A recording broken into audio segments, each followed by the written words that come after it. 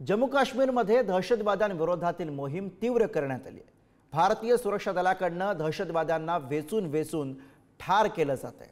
त्रालमध्ये एका दहशतवाद्याला त्याच्या आईने शरण येण्याचं आवाहन केलेलं होतं, पण आईचं न ऐकलेल्या दहशतवाद्याचा अखेर भयानक अंत झाला। बघूयात हा रिपोर्ट।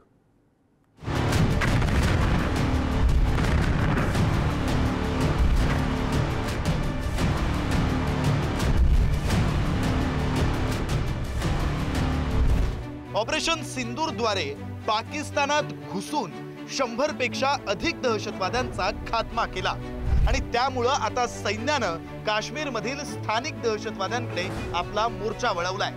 गेल्या 2 दिवसात भारतीय सुरक्षा दलांनी वेगवेगळ्या चकमकीत 7 दहशतवाद्यांना कंठस्नान घातलंय। मारले गेलेले सर्व दहशतवादी स्थानिक म्हणजेच काश्मीरी आहेत। पुलवामा इथं मारला गेलेला दहशतवादी पहलगाम हल्ल्यामध्ये 14 सक्रिय दहशतवाद्यांच्या यादीतील होता। त्रालमध्ये 3, शोपियानमध्ये 3 दहशतवाद्यांना यमसदनी धाडलं। लष्कर-ए-तोयबाचे 3, जैश-ए-मोहम्मदच्या 3 दहशतवाद्यांना कंठस्नान। पुलवामामध्ये मारला गेलेला एक दहशतवादी पहलगाम हल्ल्यात सक्रिय होता। लष्कर-ए-तोयबाचा ऑपरेशन कमांडर शाहिद कुट्टेचा खात्मा। त्रालमध्ये ठार केलेल्या दहशतवाद्यांचे 2 नवे व्हिडिओ समोर आलेत।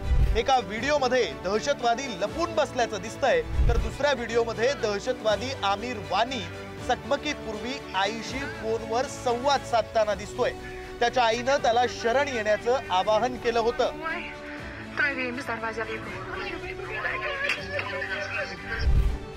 पाकड्यांनी पहलगाममध्ये दहशतवादी हल्ला करत 26 भारतीयांचा बळी घेतला आणि त्यामुळे भारतानं आक्रमक भूमिका घेत जशास तसं उत्तर देण्यासाठी ऑपरेशन सिंदूर राबवलं।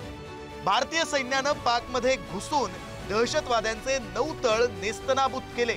मात्र यानंतरही पाकिस्तान सुधारण्याचं नाव घेत नाही। स्थानिक दहशतवाद्यांच्या माध्यमातून पाकडे आपले मनसुबे तडीस नेण्याचा प्रयत्न करतायत। त्यामुळे आता भारतीय लष्करानं गेल्या काही दिवसात दहशतवाद्यांविरोधात जोरदार मोहीम उघडली आहे। ब्युरो रिपोर्ट, पुढारी न्यूज।